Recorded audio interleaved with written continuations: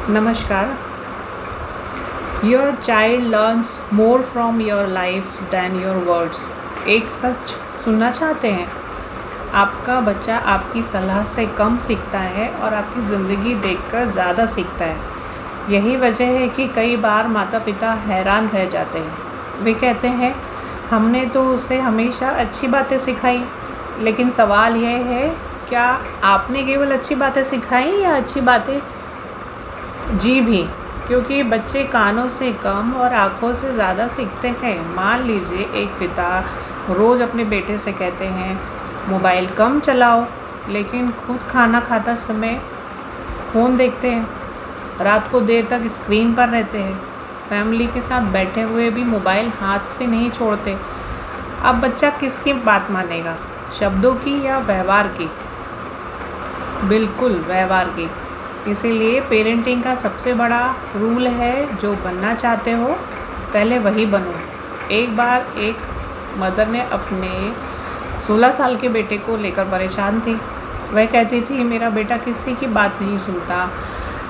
जब उनसे थोड़ा और बात की गई तो एक दिलचस्प बात सामने आई।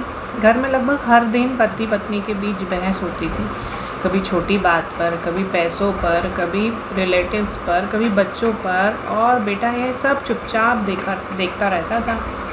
फिर एक दिन उसने कहा, आप लोग मुझे सम्मान से बात करना सिखाते हो, लेकिन खुद एक दूसरे से कैसे बात करते हो? कमरे में सन्नाटा छा गया, क्योंकि बच्चे ने वह सच बोल दिया था जिसे कोई स्वीकार नहीं करना चाहता था। सच्चाई ये है कि अगर घर में सम्मान नहीं है तो बच्चों को सम्मान सिखाना मुश्किल है। अगर घर में शांति नहीं है तो बच्चों को भावनात्मक संतुलन सिखाना मुश्किल है। और घर में विश्वास नहीं है तो बच्चों में आत्मविश्वास पैदा करना मुश्किल है। बच्चे वही सीखते हैं जो वो रोज़ देखते हैं। इसीलिए पेरेंट्स का रिश्ता केवल उनका निजी मामला नहीं होता, वह पूरी फैमिली का भावनात्मक वातावरण तय करता है। कल्पना कीजिए 2 घरों की। पहले घर में पेरेंट्स अक्सर एक दूसरे की आलोचना करते हैं, व्यंग करते हैं, चिल्लाते हैं, गुस्सा दिखाते हैं। और दूसरे घर में मतभेद तो होते हैं, लेकिन सम्मान बना रहता है।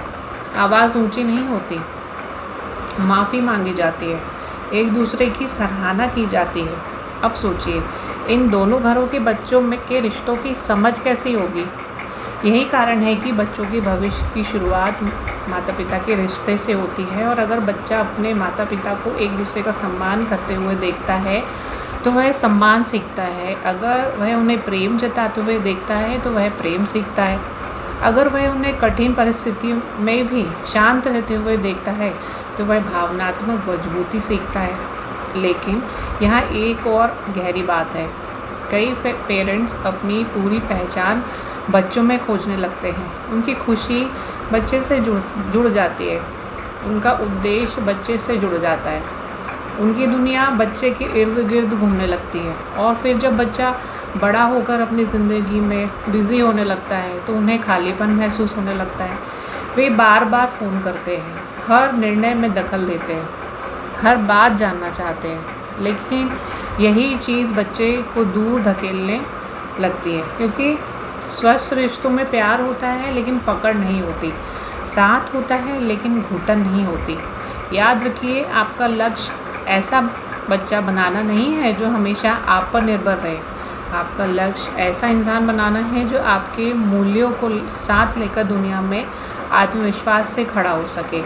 लेकिन जब बच्चा अपने फैसले खुद लेने लगे, जब वह कैरियर चुने, जब वह गलतियाँ करे, जब वह आपके अनुसार ना चले, तब पेरेंट्स को क्या करना चाहिए? ये सवाल मुझसे किया। यही से शुरू होती है पेरेंटिंग की सबसे कठिन परीक्षा। और यही हम अंतिम मॉड्यूल में जानेंगे कि कैसे अपने बच्चे को आज़ादी से बिना उसे खोए। Thank you.